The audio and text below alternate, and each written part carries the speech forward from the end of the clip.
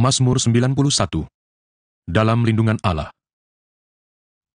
Orang yang duduk dalam lindungan yang maha tinggi dan bermalam dalam naungan yang maha kuasa akan berkata kepada Tuhan, tempat perlindunganku dan kubu pertahananku, Allahku yang kupercayai. Sungguh, dialah yang akan melepaskan engkau dari jerat penangkap burung, dari penyakit sampar yang busuk. Dengan kepaknya, ia akan menudungi engkau, di bawah sayapnya, engkau akan berlindung. Kesetiaannya, ialah perisai dan pagar tembok. Engkau tak usah takut terhadap kedahsyatan malam, terhadap panah yang terbang di waktu siang, terhadap penyakit sampar yang berjalan di dalam gelap, terhadap penyakit menular yang mengamuk di waktu petang. Walau 1000 orang rebah di sisimu dan 10.000 di sebelah kananmu, tetapi itu tidak akan menimpamu. Engkau hanya menontonnya dengan matamu sendiri dan melihat pembalasan terhadap orang-orang fasik. Sebab Tuhan ialah tempat perlindunganmu, yang maha tinggi telah kau buat tempat perteduhanmu. Malapetaka tidak akan menimpa kamu, dan tulah tidak akan mendekat kepada kemahmu. Sebab malaikat-malaikatnya akan diperintahkannya kepadamu untuk menjaga engkau di segala jalanmu. Mereka akan menatang engkau di atas tangannya, supaya kakimu jangan terantuk kepada batu. Singa dan ular tedung akan kau langkahi, engkau akan menginjak anak singa dan ular naga. Sungguh, hatinya melekat kepadaku, maka aku akan meluputkannya, aku akan membentenginya, sebab ia mengenal namaku. Bila ia berseru kepadaku, aku akan menjawab, aku akan menyertai dia dalam kesesakan, aku akan meluputkannya dan memuliakannya. Dengan panjang umur akan kukenyangkan dia, dan akan kuperlihatkan kepadanya keselamatan daripadaku. Shalom Bapak Ibu Saudara kasih Tuhan, selamat ketemu lagi dalam ibadah online GBI Pond Square pada hari ini Minggu tanggal 20 Juni tahun 2021. Pada minggu ini firman Tuhan akan dilayani oleh Gembala Sidang kita, Bapak Pendeta Dr. Insinyur Nikonyo Toraharjo. Ibadah akan disertai dengan perjamuan kudus. Kami berharap Bapak Ibu dapat menyediakan roti dan anggur secara mandiri.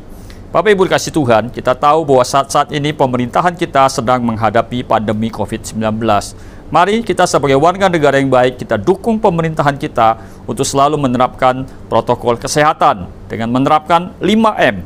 Yang pertama, mencuci tangan, selalu menggunakan masker, menjaga jarak, mengurangi mobilitas, dan menjauhi kerumunan. Kita doakan supaya pandemi COVID-19 ini boleh segera teratasi. Kami juga mengundang Bapak Ibu, Saudara-saudara kasih Tuhan untuk kita terus bersama-sama berdoa di dalam rumah doa yang kita adakan setiap hari Sabtu jam 7 sampai jam 8 pagi melalui platform Zoom maupun melalui platform Facebook GBI Pond Square. Mari kita berjaga-jaga 1 jam saja di dalam doa bersama-sama. Kami juga mengundang Bapak Ibu, saudara saya di Tuhan, untuk terus boleh bergabung dalam kelompok-kelompok kul yang ada. Kul-kul yang tersedia Bapak Ibu bisa lihat di layar kaca Bapak Ibu sekalian. Kami juga berterima kasih buat Bapak Ibu yang selalu mendukung pelayanan, khususnya di keluarga GBI Pond Square ini, melalui pemberian yang Bapak Ibu sampaikan, baik melalui transfer lewat rekening bank atas nama GBI Pond Square, maupun melalui scan QRIS yang tersedia di layar kaca Bapak Ibu sekalian. Dan pada kesempatan ini juga saya mengajak Bapak Ibu yang memiliki putra-putri, kalau usia teens dapat mengikuti ibadah yang diadakan lewat Zoom, dengan akun Zoom boleh dilihat di layar kaca saudara. Dan yang memiliki anak-anak putra-putri yang berusia Kids Army, yaitu anak sekolah minggu, dapat mengikuti ibadah setelah kebaktian umum ini selesai, maupun melalui ibadah di Zoom juga dengan nomor ID yang ada di layar kaca Bapak Ibu sekalian. Mari Bapak Ibu dikasih Tuhan, sebelum kita memulai ibadah ini, saya ajak untuk kita berdoa terlebih dahulu. Bapa di sorga, kami bersyukur buat kesempatan yang indah yang Tuhan berikan bagi kami sehingga kami boleh mengikuti ibadah pada minggu ini Tuhan. Kami berdoa, biarlah Tuhan memberkati ibadah ini Tuhan. Untuk setiap teman-teman, para hamba Tuhan yang melayani Tuhan, Engkau yang mengurapi Tuhan. Sehingga pelayanan pada minggu ini Tuhan boleh menjadi berkat bagi setiap kami yang mengikutinya. Engkau juga memberkati umat-Mu Tuhan, dimanapun mereka berada. Satu persatu Tuhan, Engkau jamah, Engkau hadir Tuhan di ruangan-ruangan di mana anak-anak-Mu sedang berkumpul untuk beribadah bersama-sama Tuhan. Setiap keluarga demi keluarga, pribadi lepas pribadi Tuhan, boleh merasakan hadirat-Mu Tuhan. Terima kasih Bapak, kami juga berdoa memberkati buat Bapak Gembala Sidang kami, Bapak Pendeta Dr. Insinyur Nikonyo Toraharjo, yang pada saat ini juga menyampaikan pesan firman-Mu. Kami percaya Tuhan, Engkau akan menuntun umat-Mu Tuhan melalui Bapak Gembala Sidang kami ini. Urapi Tuhan, beserta dengan keluarganya dan seluruh wakil Gembala Sidang yang ada, maupun juga Gembala Rayon kami, Bapak Pendeta Budianto Totong. Tuhan juga urapi Tuhan, bahkan gembala-gembala kul yang ada, Engkau juga memberkati Tuhan. Terima kasih, kami juga berdoa Tuhan untuk bangsa kami Indonesia Tuhan, khususnya untuk pemerintahan, kepemimpinan Presiden Joko Widodo dengan Ma'ruf Amin Tuhan, dan seluruh jajaran pemerintahan yang ada, juga yang ada di DKI Tuhan, Bapak Anies Baswedan, beserta dengan seluruh jajaran pemerintahan daerah yang ada Tuhan. Biarlah Tuhan memberikan hikmat, kemampuan untuk para pemerintah kami ini boleh mengatasi situasi yang ada saat ini Tuhan, sehingga pandemi COVID-19 boleh segala tertangani dan resesi ekonomi Tuhan Engkau boleh lalukan dari bangsa kami ini Tuhan. Kami bersyukur Tuhan, terima kasih Tuhan. Kami percaya Tuhan mendengar doa kami Tuhan. Dan saat ini sebentar kami mau beribadah Tuhan, biarlah Tuhan yang memberkati ibadah ini Tuhan, sehingga setiap firman Tuhan yang kami dengar Tuhan, itu boleh menjadi kekuatan bagi setiap kami Tuhan. Terima kasih Tuhan Yesus, kami siap untuk memulai ibadah ini di dalam nama Tuhan Yesus, Tuhan dan Juru Selamat kami yang hidup. Mari kita yang siap mengikuti ibadah ini sama-sama katakan amin. Selamat beribadah, Tuhan Yesus memberkati. Mari kita deklarasikan Pentakosta ketiga. Apa yang dimaksud dengan Pentakosta ketiga? 1. Pentakosta ketiga adalah pencurahan Roh Kudus yang dahsyat di zaman ini melebihi yang terjadi di Azusa Street. 2. Pentakosta ketiga akan mengakibatkan penuaian jiwa yang terbesar dan yang terakhir sebelum Tuhan Yesus datang kembali. 3. Pentakosta ketiga akan membangkitkan generasi Yeremia, yaitu anak-anak muda yang dipenuhi Roh Kudus, cinta mati-matian kepada Tuhan Yesus, tidak kompromi terhadap dosa, dan akan bergerak untuk memenangkan jiwa. 4. Pentakosta ketiga lahir di Indonesia dan bergerak ke bangsa-bangsa. Gerakan ini dari timur ke barat dan akan kembali ke Yerusalem. 5. Pentakosta ketiga akan memberikan kuasa untuk menyelesaikan amanat agung dan setelah itu Tuhan Yesus datang kembali. Amin. Mari kita perkatakan visi GBI Rayon 1H, menjadi keluarga kerajaan Allah yang memenangkan jiwa-jiwa dan berdampak bagi dunia, dengan nilai ikrar, integritas, keintiman, rendah hati, antusias inovatif, rela berkorban. Amin. Shalom Bapak Ibu yang terkasih di dalam Tuhan Yesus. Kita bertemu lagi dalam ibadah hari ini. Walaupun kita bertemu secara virtual, tapi itu tidak mengurangi sukacita kita untuk masuk dalam hadirat Tuhan, untuk menyembah Tuhan. Walaupun kita tidak bertemu muka, tapi saya percaya dimanapun kita berada, kita semua siap, kita semua rindu untuk merasakan hadirat Tuhan. Amin. Mari saat ini saya undang Bapak Ibu, kita bersama-sama bersatu di dalam doa. Kami bersyukur Tuhan untuk hari ini Bapak, Engkau memberkati kami, Engkau menyertai kami sampai hari ini kami tidak berkekurangan suatu apapun Tuhan. Kami tahu itu semua bukan karena kekuatan kami, bukan karena kuat dan gagah kami, tapi itu semua karena kebaikan-Mu, kemurahan-Mu yang selalu Engkau nyatakan bagi kami Tuhan. Kami bersyukur Tuhan untuk sepanjang minggu ini Tuhan selalu ada bersama-sama dengan kami sehingga kami bisa sampai ke hari ini untuk masuk dalam hadirat-Mu, untuk masuk ke dalam hadirat-Mu memuji dan memuliakan nama-Mu Tuhan. Hari ini Tuhan kami rindu memberi yang terbaik bagi Tuhan, biarkan Engkau disenangkan dengan segala pujian dan penyembahan kami Bapa. Terima kasih Tuhan Yesus, terima kasih. Kami siap untuk memuji dan memuliakan nama Tuhan. Kau yang siap sama-sama katakan, amin, haleluya.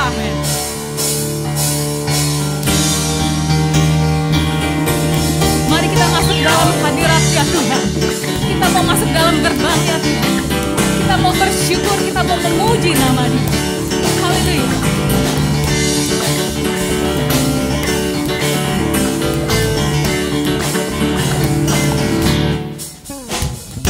Masuk gerbangnya bersyukur dengan penuh pujian. Bersuka di hadiratnya, nyanyi besarkan agung namanya. Puji Dia di bangsa Zakaria. Semua makhluk di bumi di surga dengan senang hati angkat pujian sebab Tuhan baik, sebab Tuhan baik, sebab Tuhan baik, anugerahnya kekal selamanya. Tuhan baik.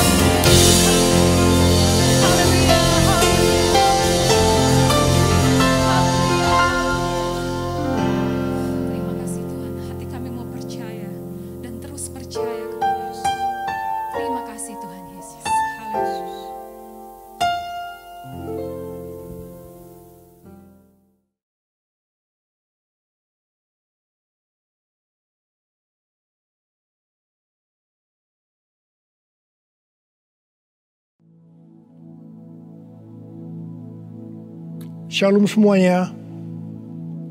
Pada waktu Tuhan Yesus ditanya oleh murid-muridnya tentang tanda kedatangannya kembali dan tanda kesudahan dunia ini, Tuhan Yesus menjawab dalam Lukas 21 ayat 11 bahwa salah satunya adalah penyakit sampar. Sampar dapat diartikan sebagai pandemi. Jadi COVID-19 ini adalah salah satu tanda dari kedatangan Tuhan Yesus kembali dan tanda kesudahan dunia ini. Selain itu, Tuhan Yesus menjawab dari Matius 24 ayat 14 yang berkata, dan Injil kerajaan ini akan diberitakan di seluruh dunia, menjadi kesaksian bagi semua bangsa. Sesudah itu, barulah tiba kesudahannya. Tuhan Yesus pasti datang kembali. Karena itu dia memberikan amanat agung kepada kita, yaitu agar kita pergi dan menjadikan semua bangsa itu murid Tuhan Yesus. Hal ini juga berarti agar terjadi penuaian jiwa besar-besaran sebelum Tuhan Yesus datang kembali. Sekarang kita akan melihat bagaimana proses untuk menyelesaikan amanat agung atau proses penuaian jiwa yang terbesar dan yang terakhir sebelum Tuhan Yesus datang kembali. Untuk menyelesaikan amanat agung tidak bisa dengan kekuatan sendiri. Karena itu pesan terakhir Tuhan Yesus sebelum naik ke sorga kepada murid-muridnya, yang juga berarti kepada kita semua dalam Kisah Para Rasul 1 ayat 8, yaitu, tetapi kamu akan menerima kuasa kalau Roh Kudus turun ke atas kamu, dan kamu akan menjadi saksiku di Yerusalem dan di seluruh Yudea dan Samaria dan sampai ke ujung bumi. Jadi untuk menyelesaikan amanat agung, kita harus menerima kuasa dari Roh Kudus yang turun ke atas kita. Setelah itu dengan disaksikan para muridnya, Tuhan Yesus naik ke sorga.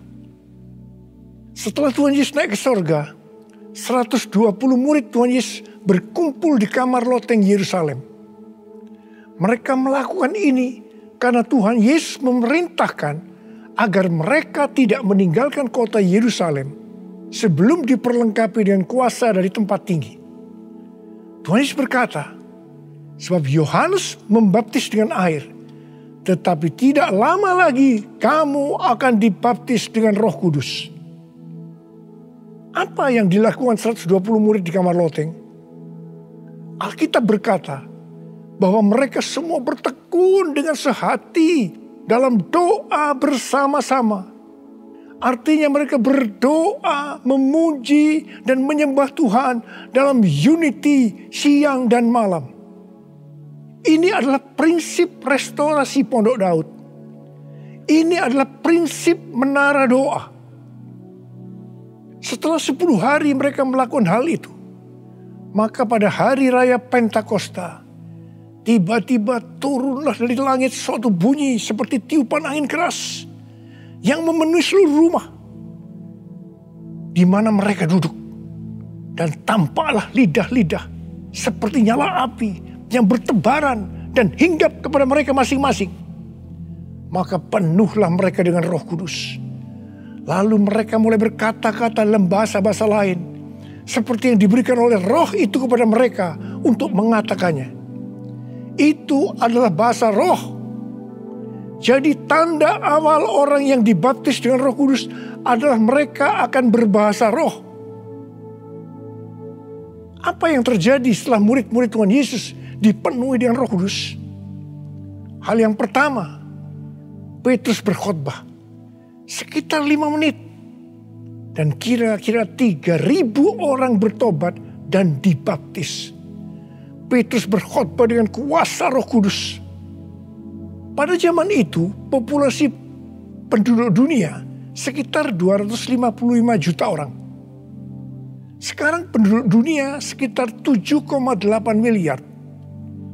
Jadi 3.000 orang yang bertobat dan dibaptis pada waktu itu setara dengan sekitar 91.000 orang pada saat ini. Saya percaya hal ini juga bisa terjadi seperti pada waktu itu. Hal yang kedua, Setelah murid-murid Tuhan Yesus dipenuhi dengan Roh Kudus, mereka dipakai untuk menyatakan tanda-tanda dan mujizat, sehingga banyak orang yang bertobat.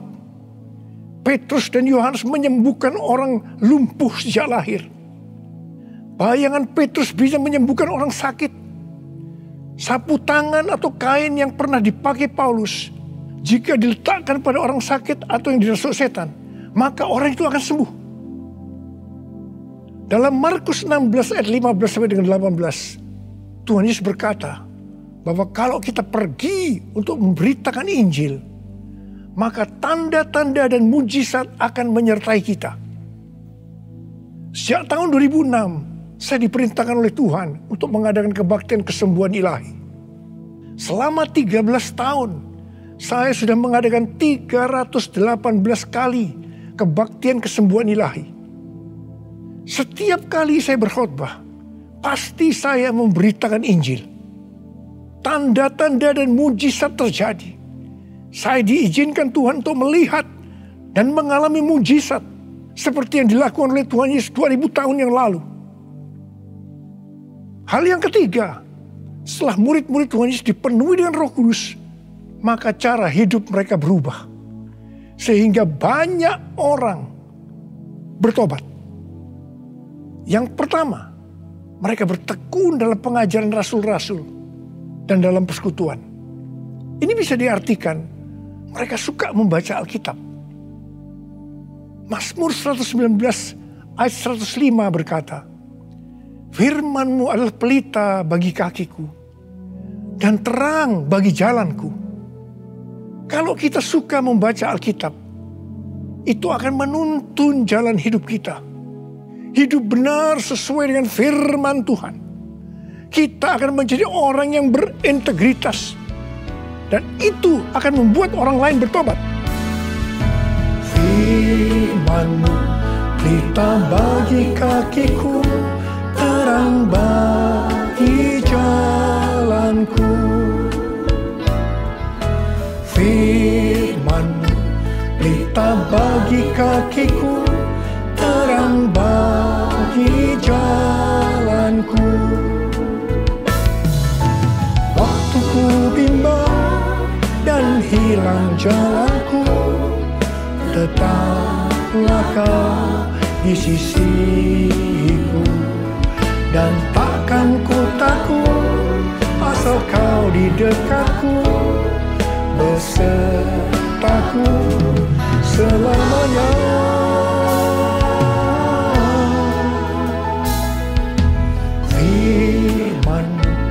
Pelita bagi kakiku, terang bagi jalanku. Terang bagi jalanku. Terang bagi jalanku.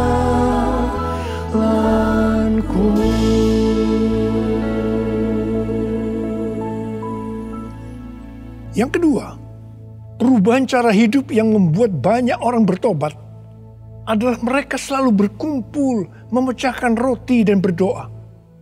Ini bisa dikatakan mereka hidup dalam unity dan suka berdoa.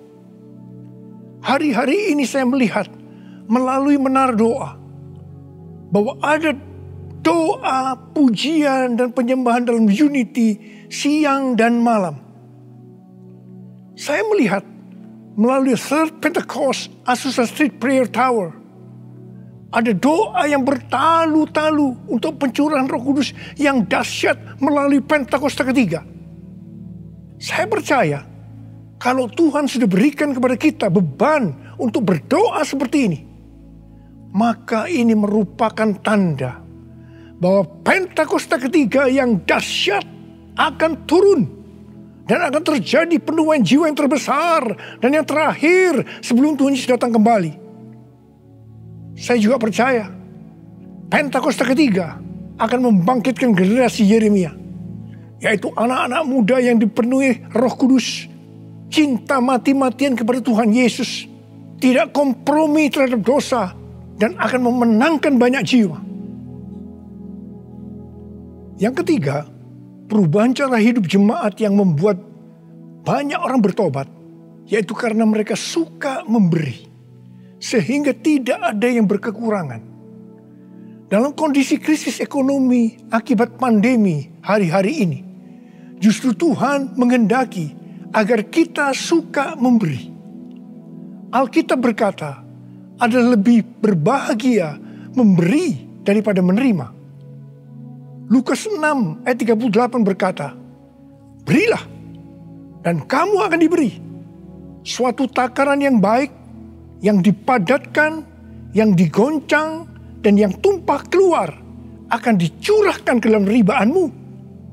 Sebab ukuran yang kamu pakai untuk mengukur akan diukurkan kepadamu. Saudara, kita akan memberikan dengan ukuran ini. Katakan kita akan memberikan beras. Kita isi ini dengan beras. Setelah penuh, kita tekan. Digoncang-goncang. Permukaannya turun enggak? Turun. Tambah lagi berasnya. Tekan lagi. Digoncang-goncang. Masih turun, tambahi lagi beras. Goncang-goncang, ditekan. Kalau sudah tidak turun lagi, masih ditambah ini. Tambah sampai tumpah-tumpah keluar. Dan itulah yang akan dicurahkan ke dalam ribaanmu. Saudaraku yang kasih Tuhan, ini berarti kalau kita memberikan dengan ukuran ini, Tuhan akan memberikan kepada kita mungkin 100 kali lipat dari ini. Katakan amin. Haleluya. Aku percaya berkat-Mu atasku melimpah, kebajikan, kemurahan selalu mengikutiku.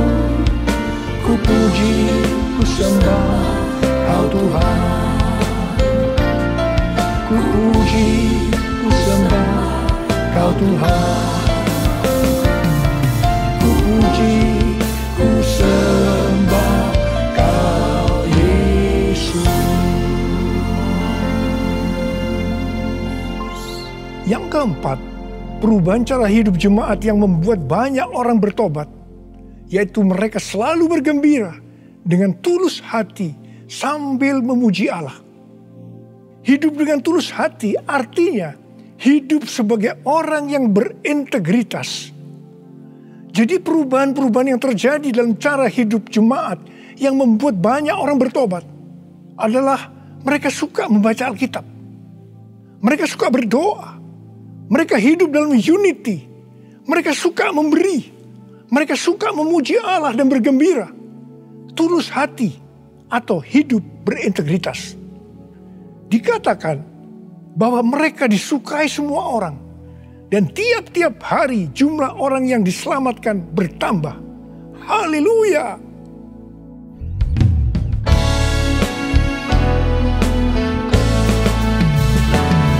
Sembah Kau Tuhan, ku mengangkat tanganku. Selamanya Kau ajaib bagiku. Sembah Kau Tuhan, ku mengangkat wajah-Mu. Selamanya Kau hebat bagiku. Haleluya,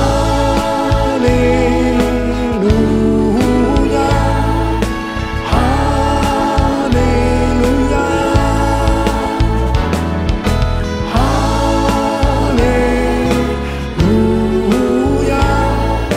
haleluya, haleluya, haleluya, haleluya.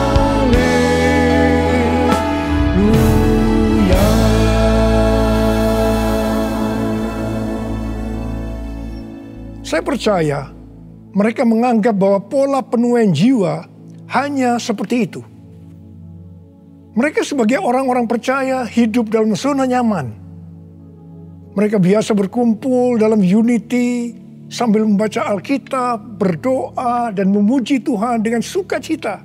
Tidak ada yang berkekurangan. Wow, siapa yang tidak mau menjadi orang percaya? Tetapi ternyata supaya penuaian jiwa bertambah besar, Tuhan izinkan proses berikutnya terjadi, yaitu aniaya menimpa jemaat di Yerusalem. Selain rasul-rasul, maka mereka harus lari meninggalkan Yerusalem. Mereka pergi ke Yudea dan Samaria sambil memberitakan Injil. Jadi kalau tadinya penuaian jiwa hanya terjadi di Yerusalem saja, sekarang menyebar ke seluruh Yudea dan Samaria. Dan pola penuaian jiwa yang seperti ini masih terjadi sampai hari ini. Saya teringat kesaksian yang pernah saya dengar dari Gus Dur. Beliau pernah berkata, orang Kristen itu jangan ditekan-tekan. Sebab kalau ditekan, mereka akan meledak. Justru kalau dibiarkan dalam zona nyaman, mereka tidak akan berkembang.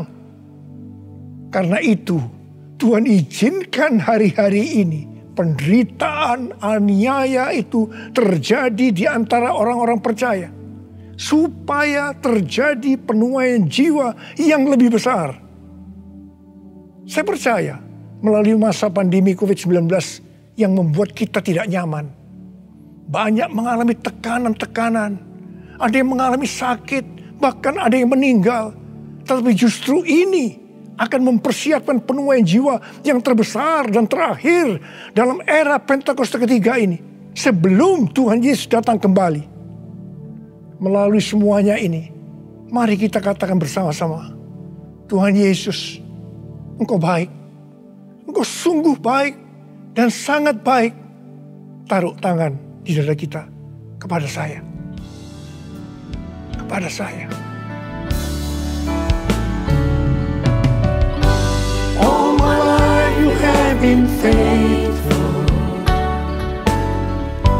All my life you have been so good. With every breath that I am able, I will sing of the goodness of God. All my life you have been faithful.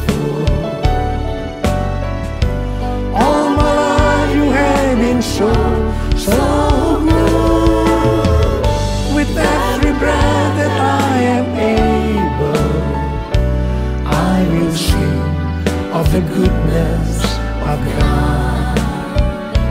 I will sing of the goodness of God. I will sing of the goodness of God.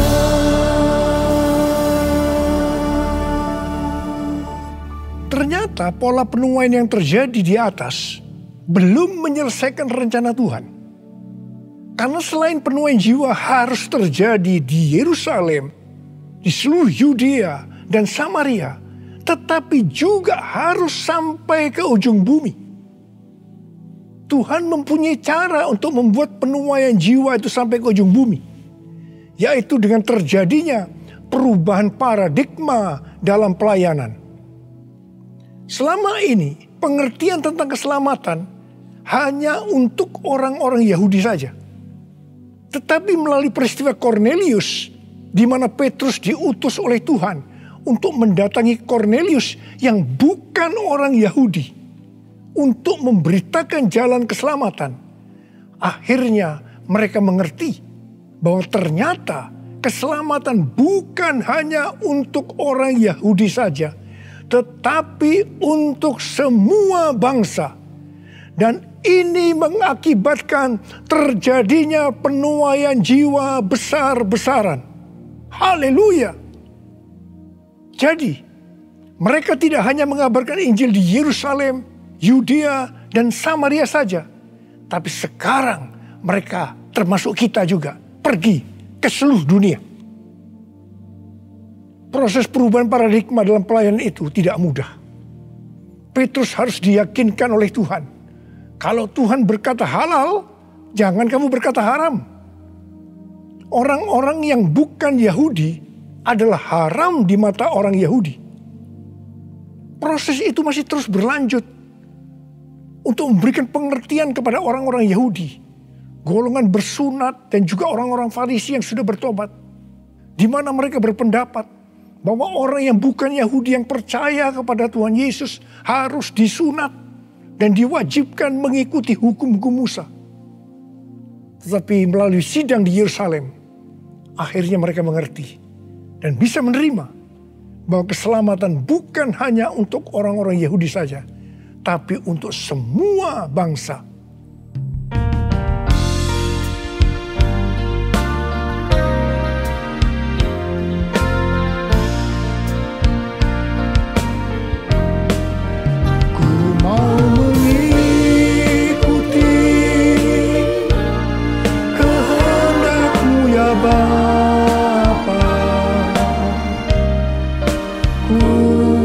Selalu menyenangkan hatimu, ku mau selalu menyenangkan hatimu, ku mau selalu menyenangkan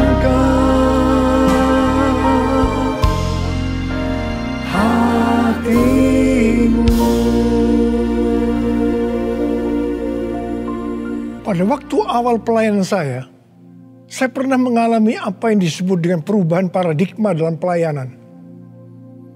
Jadi pengertian orang-orang Kristen pada waktu itu adalah kalau beribadah hari Minggu harus di gedung gereja. Ibadah di tempat-tempat selain gedung gereja dianggap haram.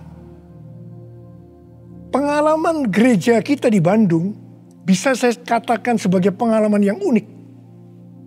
Pernah dalam kurun waktu 1 tahun, setiap minggu kita harus pindah tempat ibadah. Dan setelah berjalan 1 tahun, kita tidak mendapat tempat kebaktian lagi. Kecuali satu, yaitu sebuah nightclub yang bernama Paramount. Ini pasti tempat haram. Tapi justru Tuhan hanya sediakan tempat ini. Dan Tuhan hanya berkata kepada saya, apa yang aku katakan halal, jangan kamu berkata haram. Di tengah kecaman yang cukup banyak, kita berbakti di tempat itu justru sampai 3 tahun. Dan melalui tempat yang haram tadi, kita menuai jiwa-jiwa yang dianggap haram juga. Mereka yang tadinya mau ke nightclub, istilah mereka kesasar ke gereja dan bertobat. Tidak sedikit dari mereka yang sekarang ini menjadi pelayan Tuhan. Wow! Melalui peristiwa ini, kita diberikan pengertian bahwa bagi Tuhan tidak masalah tempat yang akan kita pakai untuk beribadah. Meskipun itu bukan gedung gereja. Dan mungkin di tempat yang haram. Kalau kita tidak peka terhadap kehendak Tuhan, tempat kebaktian untuk jiwa-jiwa yang bertobat pada waktu itu tidak akan mencukupi kalau hanya di gedung gereja saja. Karena waktu itu sedang terjadi penuaian jiwa yang besar di Indonesia. Selain itu, orang-orang yang mau ke gereja untuk pertama kali, karena bukan di gedung gereja, menjadi lebih mudah. Jadi itu cara Tuhan untuk terjadinya penuaian jiwa besar-besaran. Hari-hari ini, untuk memasuki penuaian jiwa yang terbesar dan terakhir, Tuhan mencurahkan Roh Kudus-Nya yang kita sebutkan dengan Pentakosta ketiga. Saya percaya Pentakosta ketiga bisa disebutkan sebagai perubahan paradigma dalam pelayanan. Terus terang, sampai dengan hari ini, banyak orang-orang yang belum mengerti tentang Pentakosta ketiga ini. Memang tidak mudah untuk mengerti tentang perubahan paradigma dalam pelayanan. Tetapi saya percaya bahwa pada akhirnya kita semua akan melihat bahwa dengan adanya Pentakosta ketiga ini akan terjadi penuaian jiwa yang terbesar dan yang terakhir sebelum Tuhan Yesus datang kembali. Hosana, Hosana di tempat yang tinggi. Hosana.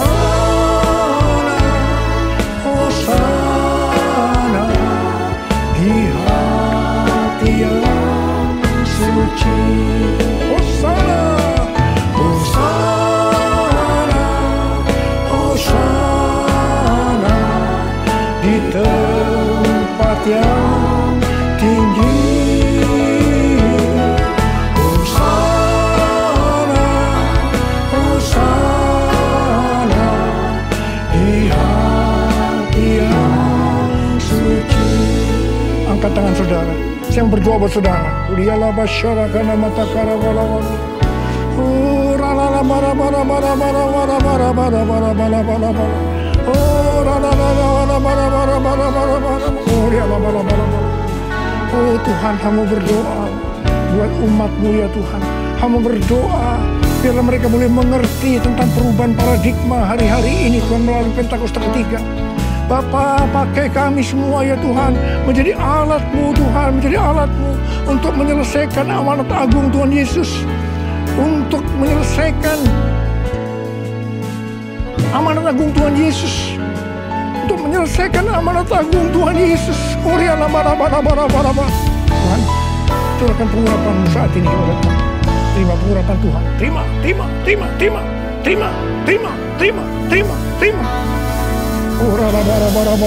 kasih. Terima kasih. Dalam nama Yesus.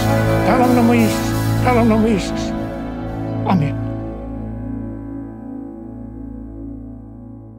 Mari saudara-saudara, kita akan masuk dalam perjamuan kudus. Kita akan mengingat ayat ini. Sebab setiap kali kamu makan roti ini dan minum cawan ini, kamu memberitakan kematian Tuhan sampai Ia datang. Perjamuan kudus adalah perjamuan Tuhan Yesus sendiri. Setiap kali kita masuk dalam perjamuan kudus, Tuhan Yesus selalu berkata, biarlah ini menjadi peringatan akan daku.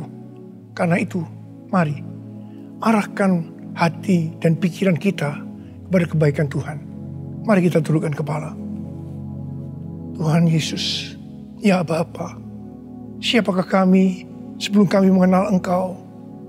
Kami semua orang berdosa, upah dosa adalah maut, mati. Tapi Engkau yang tidak berdosa telah dijadikan dosa oleh karena kami. Engkau harus turun dari sorga mulia, mati ganti kami dengan penderitaan yang luar biasa. Sungguh kalau kami pikirkan betapa baiknya Engkau Tuhan. Betapa baiknya Engkau ya Aba. Engkau jadikan kami sebagai anak-anak-Mu. Engkau yang memberkati, Engkau menuntun, Engkau membela, Engkau melindungi, Engkau menyembuhkan kami. Engkau juga menegur kalau kami salah. Itu Engkau ya Aba. Itu Engkau ya Aba. Betapa baiknya Engkau itu. Saudara, Tuhan akan memberkati saudara dan saya melalui perjamuan kudus. Dan Tuhan berkata, kita harus makan dan minum dengan cara yang benar. Karena itu masing-masing sekarang berdoa. Introspeksi. Lihat keadaan dirimu masing-masing sebelum kita makan dan minum perjamuan kudus ini. Lihat, kalau saudara diingatkan ada dosa yang selama ini belum diselesaikan dengan Tuhan, mari katakan, ampuni saya Tuhan. Ampuni saya Tuhan. Katakan, ampuni kami Tuhan. Ampuni kami, ampuni hamba-Mu, ampuni kami semua. Bapa, terima kasih. Kau melihat anak-anak-Mu sedang meminta ampun padamu. Layakkan kami untuk masuk dalam perjamuan kudus ya Aba. Terima kasih. Dalam nama Yesus kami berdoa. Amin. Sekarang mari kita masuk dalam perjamuan kudus dengan mengangkat tangan kita dengan roti di tangan kanan kita tinggi-tinggi. Sebab apa yang telah kuteruskan kepadamu telah aku terima dari Tuhan. Yaitu bahwa Tuhan Yesus pada malam waktu Ia diserahkan mengambil roti. Dan sesudah itu mengucap syukur atasnya. Yang memecah-mecahkannya. Dan berkata, inilah tubuhku yang diserahkan bagi kamu. Perbuatlah ini menjadi peringatan akan aku. Sudah dikasih Tuhan, bukankah roti yang kita pecah-pecahkan ini adalah persekutuan kita dengan tubuh Kristus? Mari kita makan dalam nama Yesus.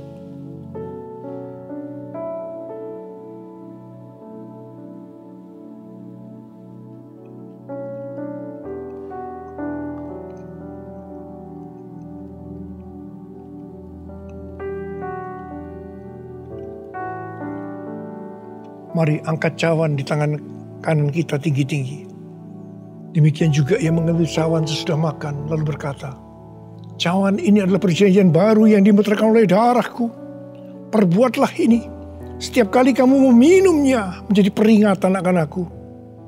Sudah dikasih Tuhan, bukankah pengucapan syukur yang atasnya kita ucapkan syukur adalah persekutuan kita dengan darah Yesus. Mari kita minum dalam nama Yesus.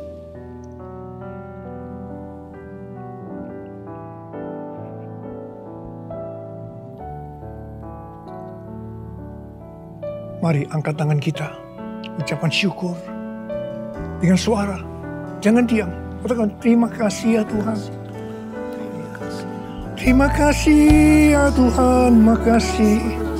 Oh, Engkau baik Tuhan, Engkau baik Tuhan, Engkau baik Tuhan. Oh, terima kasih, terima kasih. Tuhan Yesus, Engkau baik, Engkau baik. Dalam seluruh hidup kami, Engkau baik Tuhan, Engkau baik. Engkau sungguh baik, Engkau sungguh baik ya Aba, Engkau sungguh baik. Oh, all my life you have been faithful. All my life you have been so good. With every breath that I am able, I will sing of the goodness of God. All my life you have been faithful. All my life you have been so good. With every breath that I am able, I will sing of the goodness of God. I will sing of the goodness of God. I will sing of the goodness of God.